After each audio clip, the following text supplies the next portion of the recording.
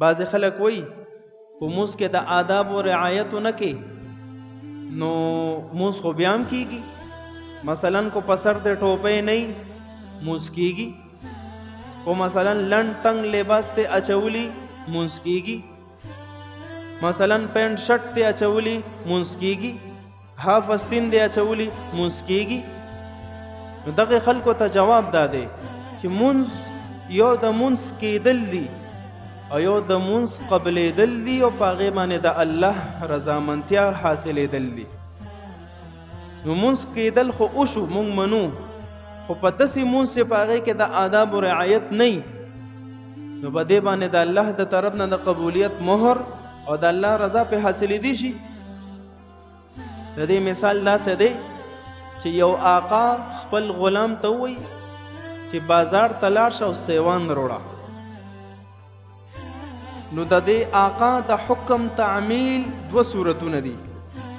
غلام لاړو بازار ته، سیوان یې راواغستل، په جولی کې واچول، چې راړو خپل آقا مخې ته ورلړکل، والې جي د حکم تعمیل وشو که نه؟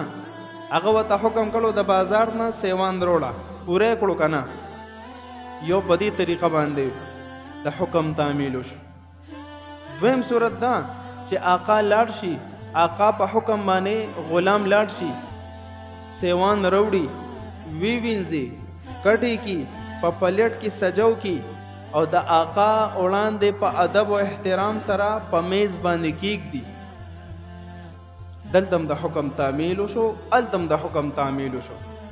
خو اولنی صورت کې د آداب و رعایت نه دي ساتل شوی، په دویم صورت کې د آداب و رعایت او ساتل شو. نو تو وایا چې آقا به په کم صورت کې خوشحالیږي؟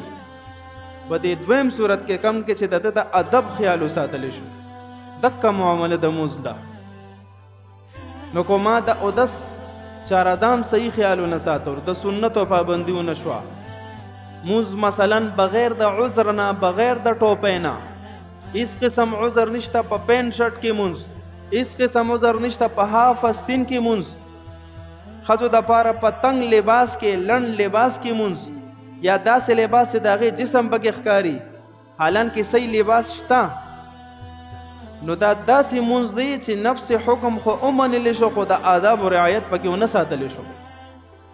نو په دې باندې رب ذوالجلال چېرته خوشحالیږي؟